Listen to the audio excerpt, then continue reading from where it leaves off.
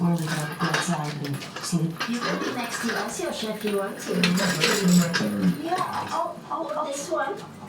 Welcome back to the Pit Stop Ranch.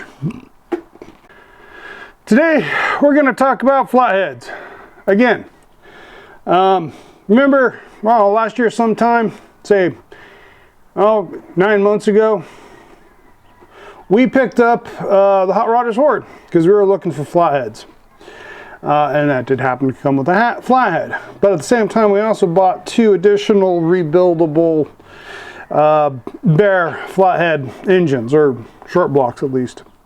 And one of which was all cracked and busted up. We were pretty sure it might be scrapped, so we took the chance and went ahead and welded up, did some repairs on it ourselves. That video will be, will be available. And we were actually successfully able to save that one. At the same time we dropped that block off after we've made our repairs at H&H, we dropped off this engine block at H&H. This was the second engine in a 2-engine purchase that we did. And with that other one, it was more of an experiment to see if it was savable, and then maybe decide what to do with it once we got it back. This one here, we specifically knew we wanted to build into a race engine for land speed racing.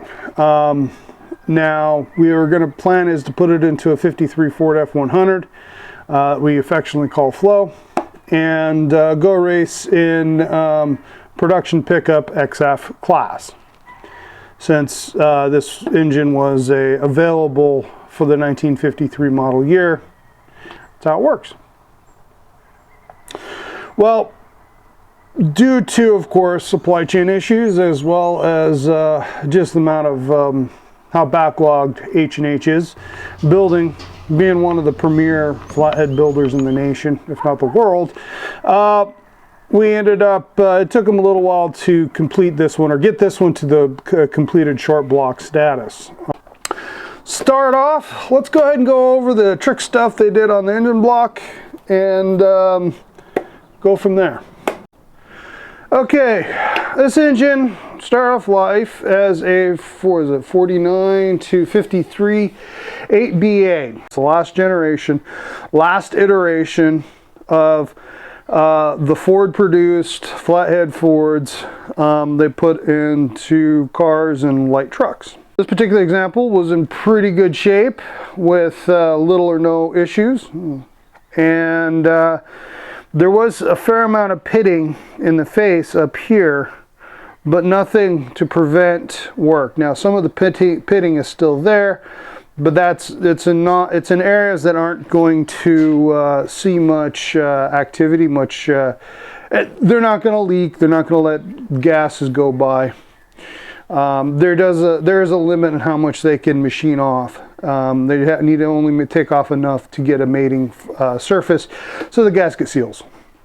What we had done is we had it bored out to 3 5/16 and put the stroker setup, so it's 4 3/8 stroke, and if you run the numbers, that comes out to 300 and very short of 302 cubic inches, which is the realistic maximum that you could get out of one of these old flatties. A few people stretch it a little bit more than that, but that seems to be, on a consensus, the higher end of what you can do with these. The other thing we did is we did all forged parts, forged pistons, forged rods, and forged crank.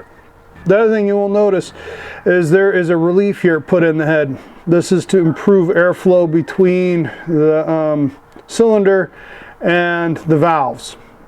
It's an old Hot Rodders trick, and it looks like they did a good job. We went ahead and had them go ahead and port the intakes. So what they did is they basically mostly just cleaned up the casting and cleaned up the bowl so that there's a nice straight shot for incoming, reduce how much, I mean, the valve configuration is something that really limits how much airflow you can get in these things. So went ahead and you want to give it as much help as possible on this.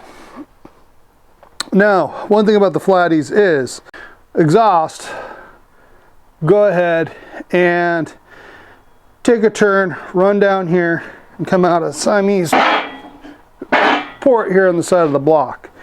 So all the exhaust valves are up here, and then it's routed basically through the water jack. Now, Henry Ford himself thought that that was a great idea because it would help for cold weather startup. The problem is once you're warmed up, you got water cooling your, your cooling water is also cooling your exhaust as it leaves.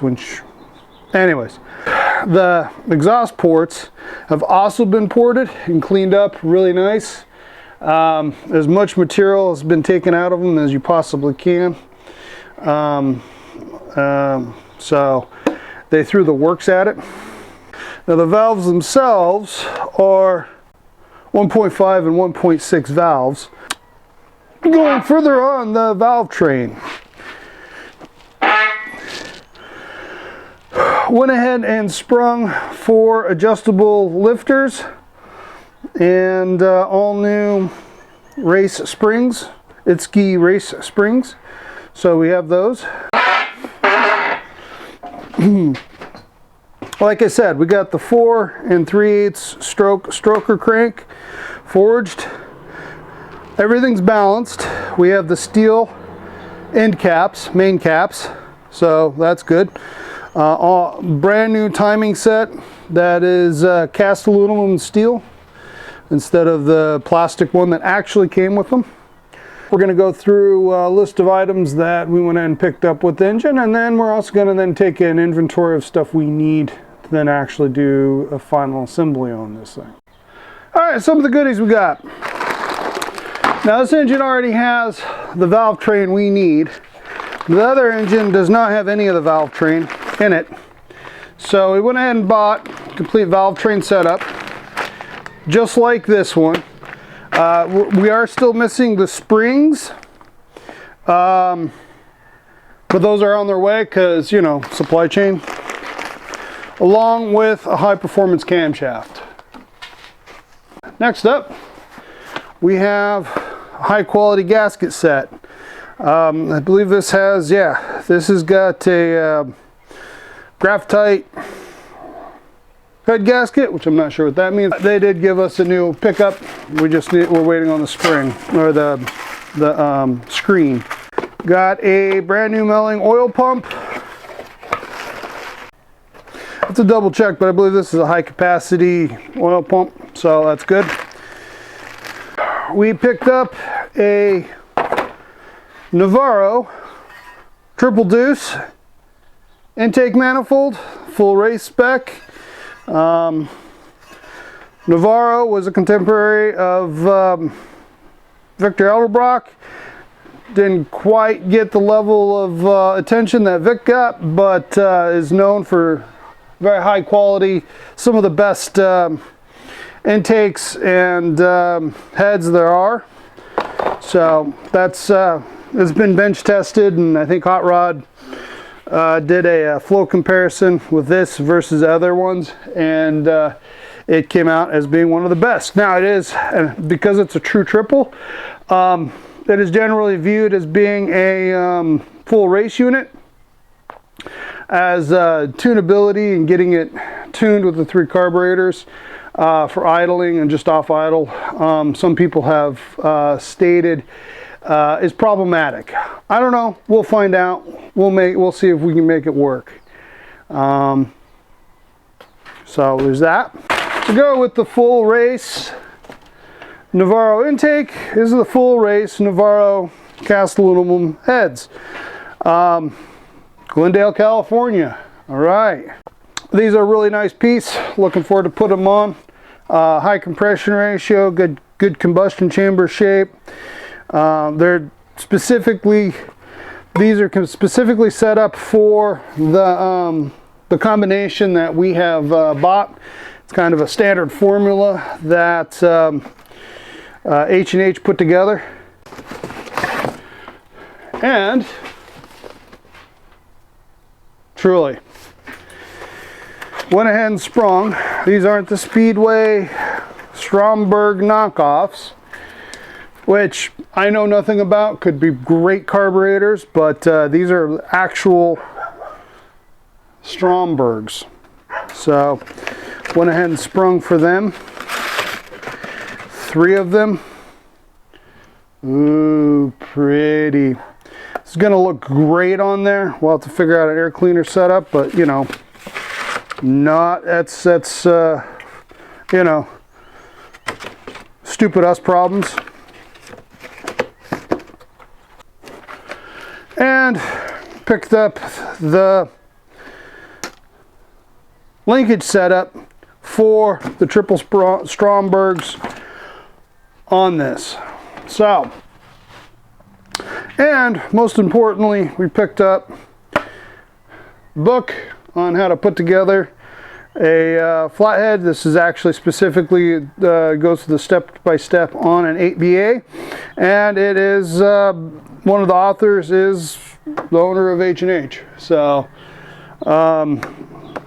this is a great guide for helping us, will help us finish assembling this engine, and then also help us to completely assemble the other engine when here shortly when we jump on that as well. Now, is that everything we need? No. We need to get the bolts for just about everything that isn't already bolted together. In fact, we definitely need the bolts for everything that isn't currently bolted together. We also need to get a fuel pump rod. We should have a screen coming for the oil pickup tube.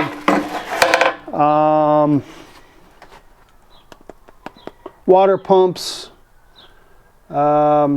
We need to see if our pulleys are any good. I do not think this thing has a harmonic balancer. If it does have a harmonic balancer, then we're going to have to probably get a new one of them. It is internally balanced. Let's see, other things we're going to need. Anyways, inventory of what we have and going through and figuring out what we need is the next thing we need to do. Okay, I went ahead and made a shopping list of the stuff I think we still need to get for all 3 of the flatheads we currently have. We got 2 8BAs and 1 59A. And going through our list of junk, now some of the stuff we actually have examples of, but they're so rough, I question that they're usable. We might be able to take, you know, one of the distributor, pull apart all 3 distributors that we have and build one that might work. Anyways, now a lot of it down here, if you notice, are bolts. So we have we need all the bolts for the water pumps and the timing set cover, intake manifold cover. We'll just buy a head bolt kit or head stud kit. But also for the oil pan, as well as for the oil pump, we need the bolt set. So I'm going to go ahead and try and figure out the size of every single one of those, but we'll break out the tap and die set and figure it out.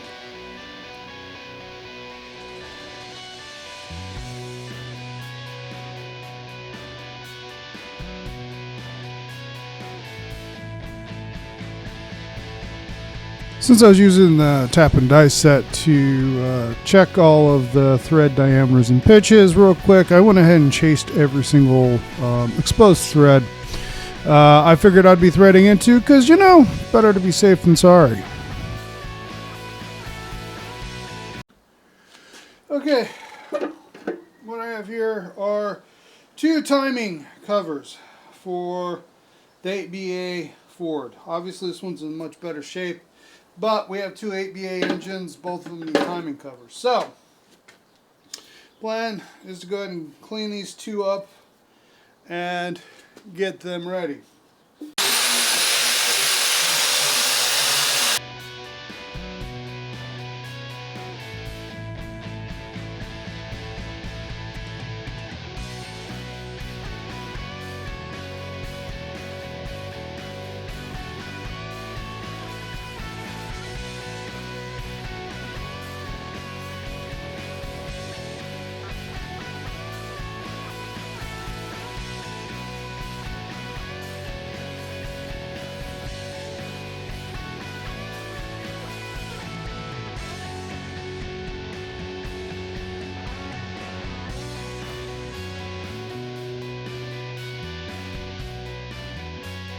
And of course, shooting everything a nice coat of paint, kind of a tangerine orange, as close to a color that Ford actually did paint some of the Flatheads at some point.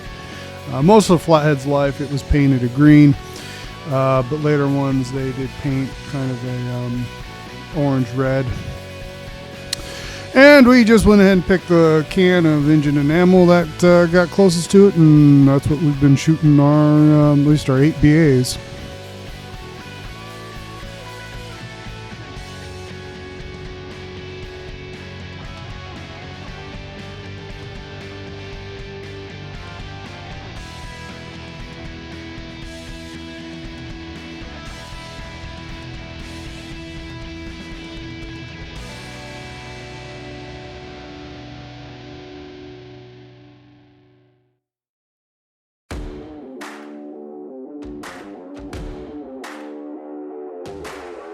Now I'm following H&H's recommendation when installing these rope seals. First step, kind of set it up and then press it in real good with the round part of a hammer is close to the same size. Just kind of work it around, work it in. Try and get it to seat well, because it is still a firm fit. Once you've got it down about as far as you can figure, you want to trim them. Now, I said you don't want to trim them perfectly flush with the seam. You want them to be a little bit proud. And included in the kit, you saw me put down as a spacer that is used to get the proper spacing. Once you've got it trimmed away fairly decently, honestly I could probably trim it a little better. A liberal dosage of engine assembly lube goes on the rope seal, as well as where the cam rides against the timing cover. This is important for controlling the cam location and keeping the cam from pushing out and damaging it. And also, according to H&H recommendations, a liberal dose of assembly lube goes on all of the gears as you put stuff in. That's including the oil pump and everything else. Everything that's the gear drive there. So you got some lube on all of the parts while you wait for the oil pressure to come up. Now, next is I'm going to want to put the timing cover on permanently or fix it to the front. So I'd like to do a little skim coat of RTV Ultra Black. The trick with RTV is a little bit goes a long way. Most noobs tend to slather it on real thick, not assuming that that's what they need to do in order to glue on all their parts. But the fact of the matter is, a little bit goes a long way. And what you want to do is just enough to get a little skim coat going. Because too much, what will happen is it'll squeeze out, get into the engine, and it will plug up the oiling system and kill your engine. Then, of course, the paper gasket goes over that, and the silicone is pretty much only there to glue the gasket on until you get around to putting it on. Now, because of the size of the rope seal, it is a challenge to line up all the holes and get everything lined up perfectly. So I used a drift to go ahead and press it down and put the bolts in. After that, I went ahead and got to the oil pump, and I used some blue blue Loctite to go ahead and Loctite all of the bolts in to hold the screen on, as well as our blue blue Loctite to hold the bolt that holds the oil pump in position.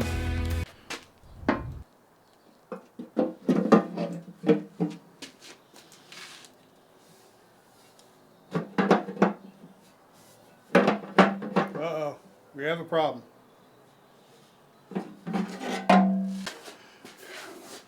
We put the high capacity oil pump on, and that lowers the pickup screen by 1/4 of an inch. So as a result,